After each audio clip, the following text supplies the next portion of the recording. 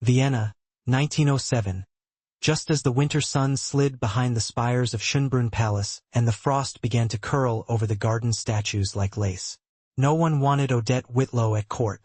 She was the girl whose parents had died in a fire in the Hungarian countryside, the girl with no noble title to her name, only a baroness's courtesy granted out of pity by Emperor Franz Joseph himself.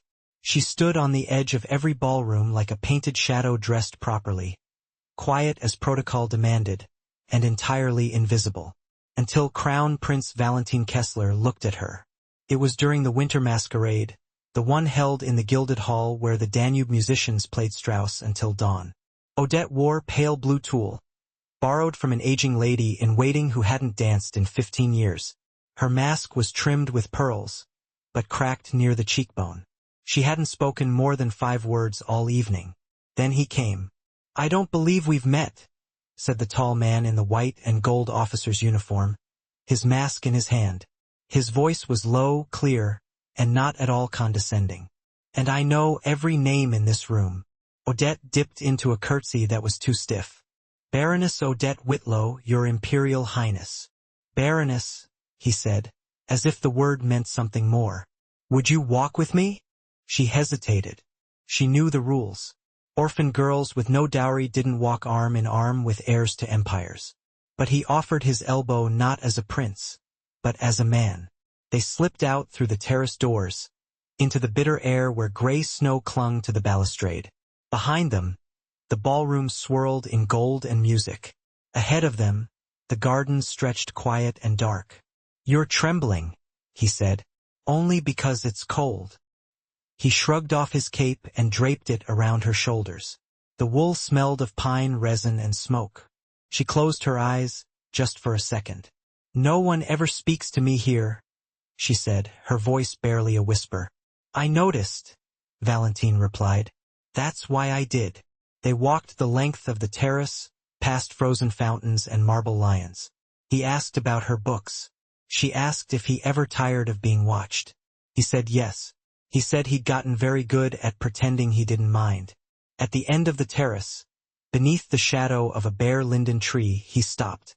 "I'm to marry Archduchess Ermila of Saxony in spring," he said, not looking at her. "It was arranged when I was 12. Odette nodded. "Of course."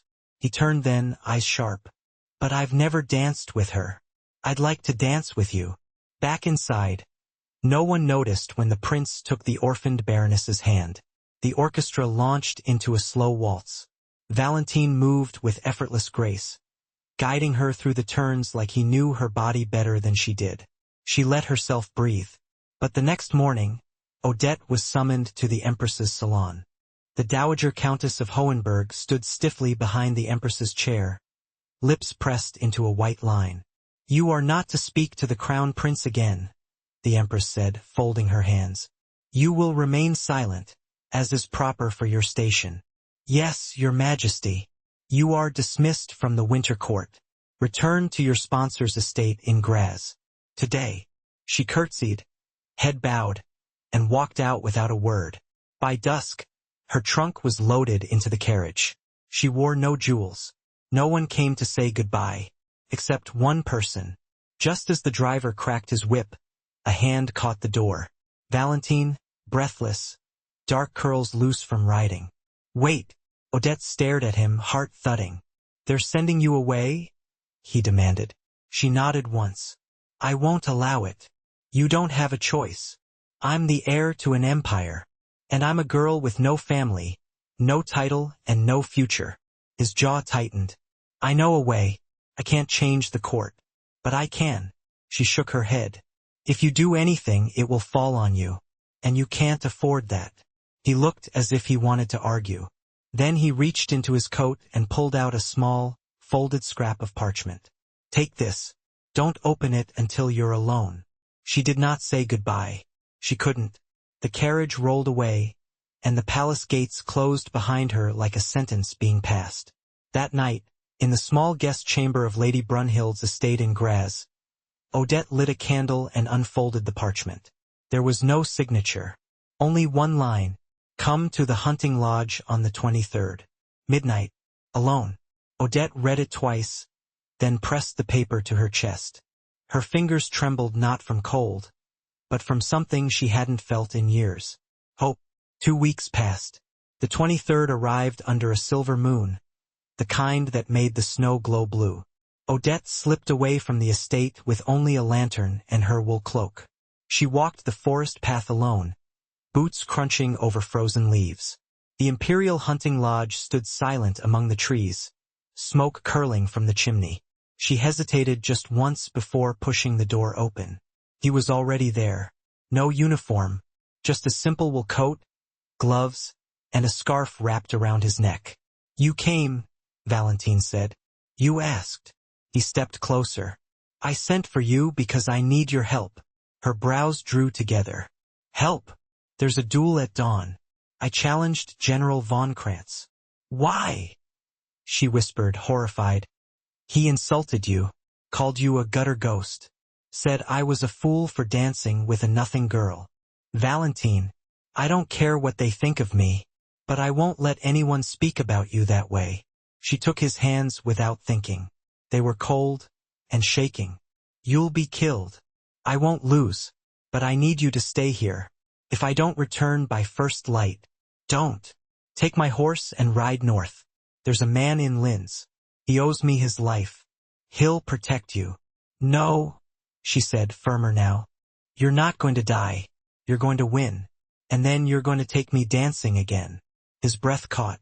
"You believe that?" "I have to." He looked at her like she was the only thing keeping him alive. Then he kissed her, one hand at the back of her neck, the other on her waist, drawing her in without urgency, just need, just truth. The cold room vanished. The world narrowed to lips and breath and the shared rhythm of hearts that had waited too long to be seen. "I'll come back," he whispered against her skin. "You'd better." And then he was gone. A fine ash of snow drifted over the evergreen boughs as dawn broke over the Styrian forest. Odette sat curled in the window seat of the hunting lodge, her knees drawn beneath her cloak, hands wrapped around a tin cup of lukewarm tea. She had not slept. The fire had burned low to embers, and the silence outside felt too complete, as if the world itself had paused to await the outcome.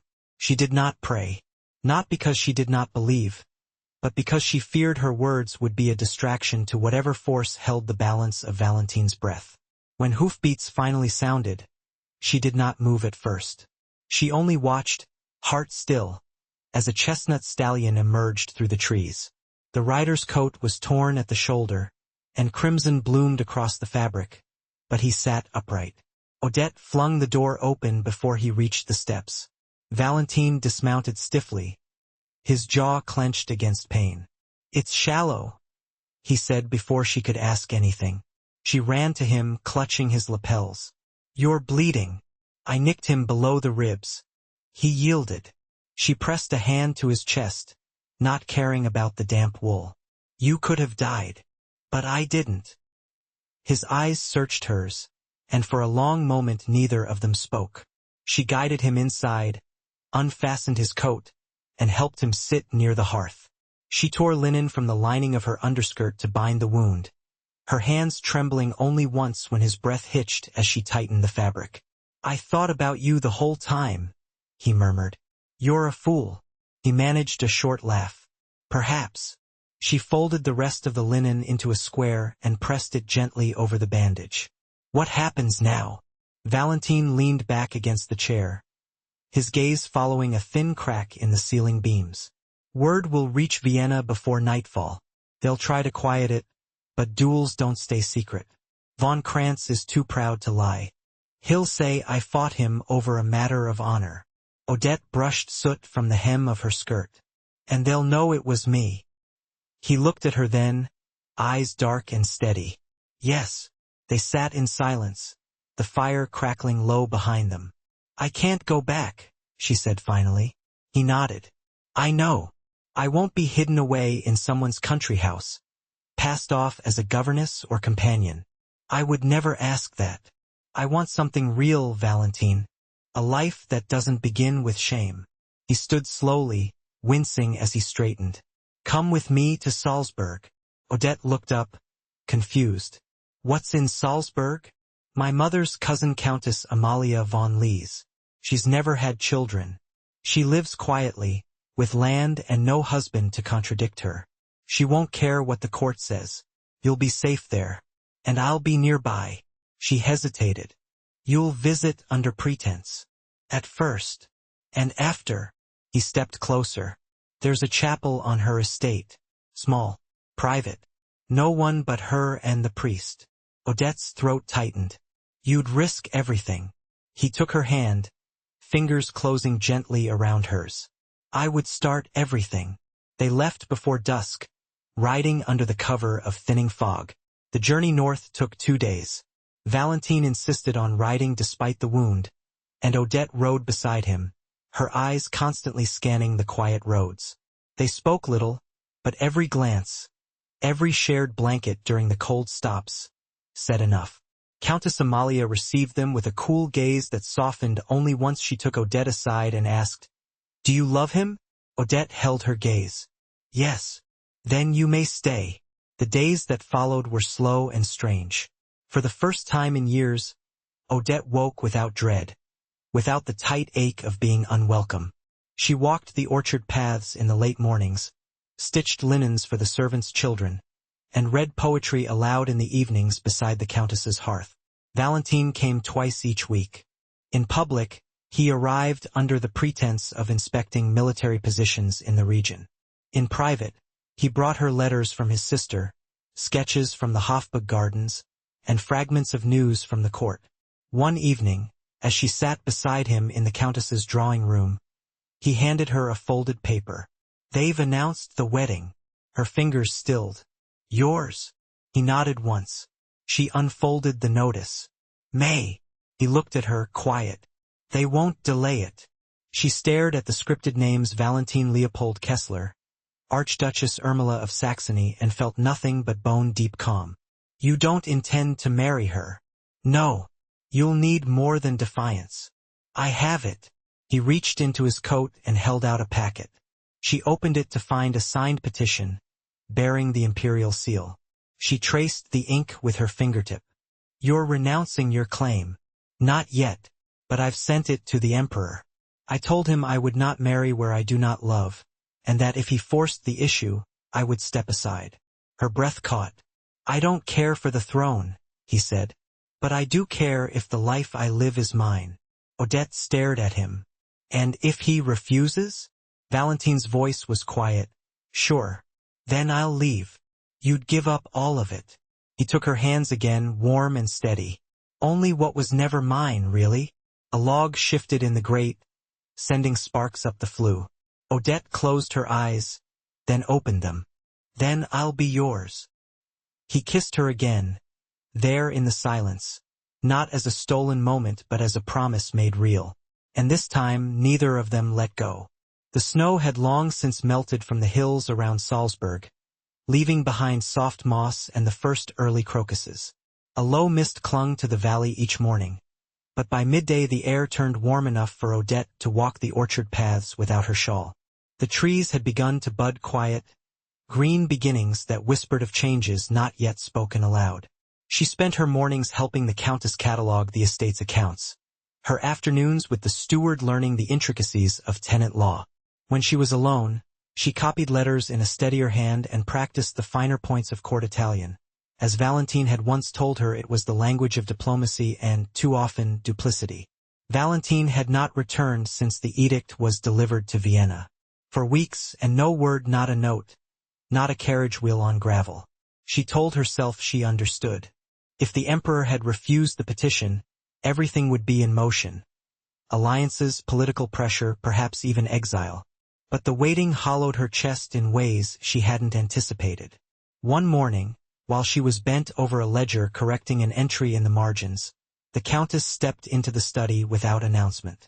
She carried a letter, sealed in red wax, and laid it on the desk without a word. Odette looked up. "Is it from him?" "No," the Countess's voice was unreadable. "It's from the Kaiserliche Hofkanzlei, the Imperial Court Chancellery." Odette stood slowly, heart lurching once, hard. "You should open it in the garden," the Countess said. "You'll want the air." She sat beneath the linden arbor where the bees had begun to stir, the letter trembling in her hands. The wax bore the double-headed eagle. Her name was written in a narrow, elegant hand she didn't recognize. She broke the seal. Baroness Odette Whitlow was formally summoned to Vienna. Not to answer for scandal, not to be dismissed into quiet disgrace, but to attend a private audience with Franz Joseph himself. The date was set for the 12th of April. No explanation was offered. She read the letter twice, then folded it neatly and returned inside. "I'll need a carriage," she told the Countess, "and something proper to wear." The Countess studied her for a long moment. "You'll need more than that. I know. You'll need to decide whether you're walking into a court or a battlefield." Odette held her gaze. "I've already decided." They departed at dawn 2 days before the appointed date. The journey took them through low mountain passes and the outskirts of Linz, where the air still held the scent of river silt and chimney smoke. She did not sleep in the guest house that night, only lay still, listening to the wind shift through the shutters. When they arrived at the Hofburg, Odette was ushered not to the guest wing but directly to the private apartments. The footman who opened the carved double doors said nothing, only bowed and stepped aside. Franz Joseph sat alone in a high-backed chair upholstered in green damask. His uniform was immaculate. He did not rise when she entered. She curtsied deeply, eyes on the floor. "Baroness Whitlow," he said. "Come forward." She obeyed. Her hands remained clasped before her. She did not tremble. "You have cost me a great deal of unrest," the Emperor said, voice measured but tired. "I did not intend to, Your Majesty." "No, but you were not asked to intend. You were asked to disappear." "I did. You failed to remain disappeared." She lifted her eyes. "Because I was seen." Franz Joseph studied her for a long time. He looked older than the portrait's lines deeply etched beneath his eyes, the weight of too many years in a world changing too quickly. "My son believes he can afford love," he said at last. "That it is a luxury he may claim without cost." "With respect," Odette said. "He has already paid dearly for it." The Emperor's gaze sharpened. "He would give up the succession." "Yes." "He would forfeit his role, his duty, the stability of my court." "Yes." "And you would let him." "I would not stop him." "You do not love power, then?" "No," she paused. "But I love him." The silence that followed stretched long enough for her to hear the ticking of the mantel clock. Franz Joseph stood slowly. "When I was a young man, the court told me I could not marry Elizabeth. They said she was too willful, too Bavarian, too unfit." He walked to the window and looked out over the palace grounds. "I married her anyway." Odette said nothing. He turned back. "You will not be paraded. There will be no announcement." "I understand. But you will be received." She breathed once, shallow. "What does that mean?" "It means you will be granted a place. A quiet one, without scandal or spectacle. If you marry my son, you do so with the understanding that you will live beside but never within the court." She bowed her head. "I would ask for nothing more." The Emperor nodded once.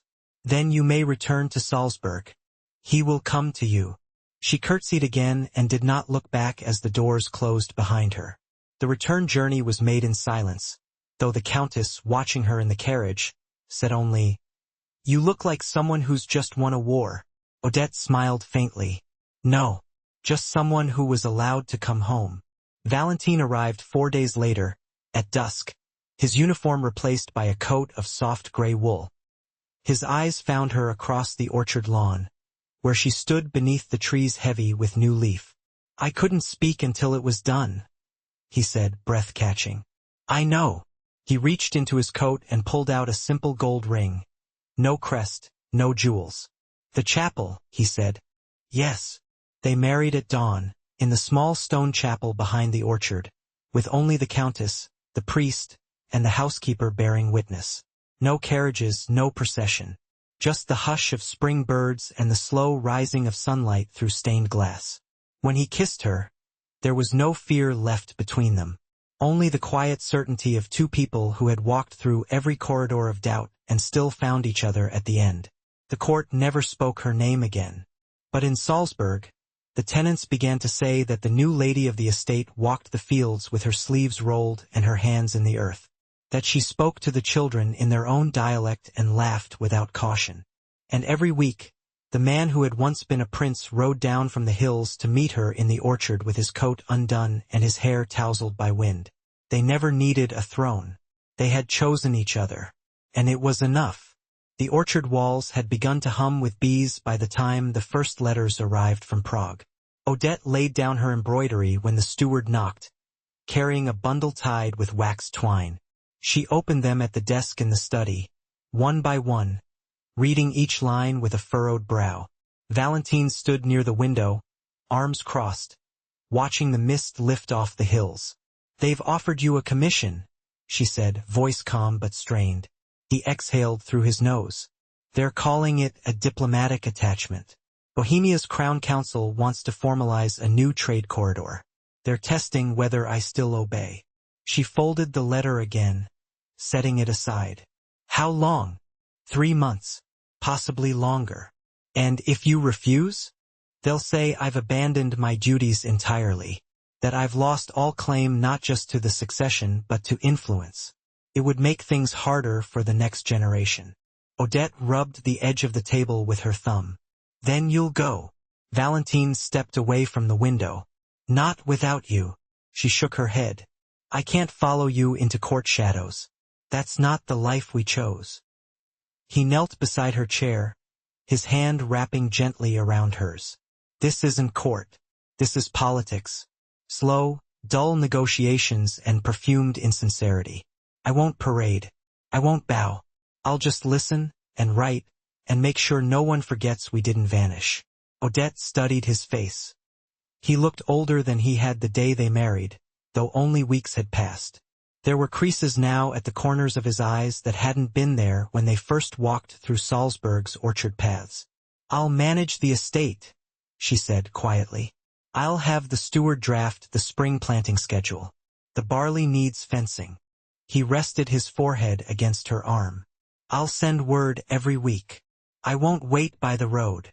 "I know." She leaned down and kissed the top of his head, careful not to let her voice betray the throb growing in her chest.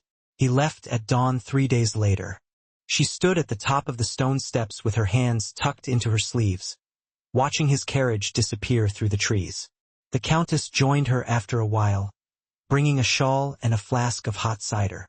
"I told you orchard seasons are long," she said, handing it over. "Especially when you plant something that takes root slowly." Odette sipped in silence.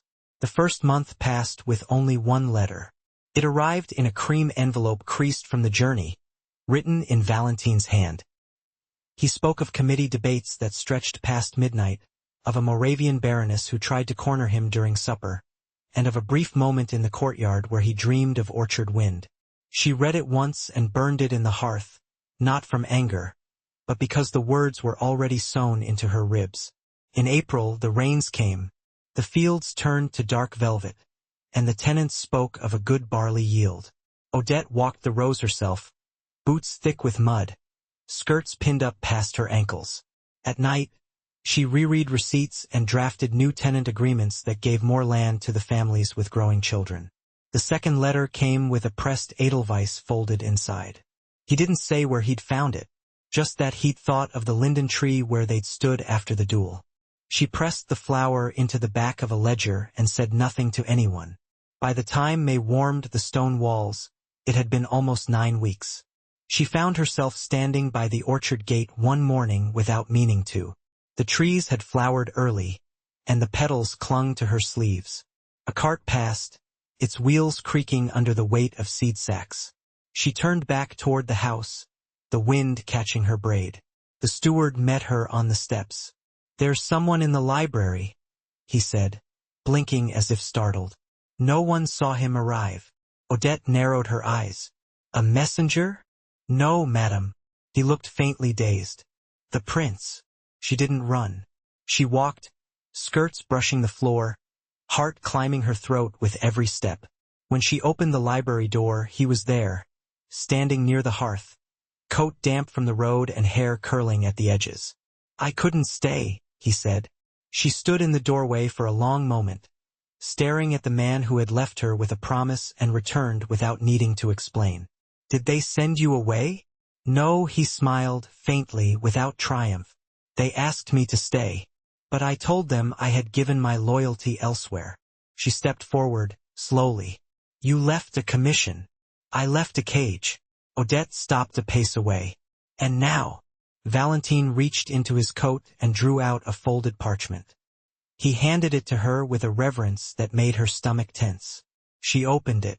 The emperor's own hand had signed the document. It named Valentin as an independent envoy of the Austro-Hungarian crown, bound not by court station, but by merit and discretion. It gave him the right to act on behalf of the empire without residence at court. A life between worlds. Odette looked up. This was your request? He nodded. It was the only compromise I could live with. And did he grant it freely? He granted it for peace. She folded the parchment and laid it on the table. You're not a prince anymore, she said. Valentin stepped closer. No. You're not a courtier. No. Then what are you? He reached out, brushing a thumb along her cheekbone. Yours, he said. She let herself lean into the touch, just slightly, just enough. Later, when the orchard had gone quiet and the house stood still in the blue hour before supper, she would walk with him along the old wall behind the chapel, where the moss grew thick and cool. They would not speak of Vienna or Prague or anything that lay behind them. They would speak of the barley rows and the edelweiss and the small house they might build further down the slope, where the land dipped toward the lake and the wind never stopped moving. And in that moment, with the orchard in bloom and no names left between them but their own, they would begin something not grand, not written into any archive or court record, but real and lasting.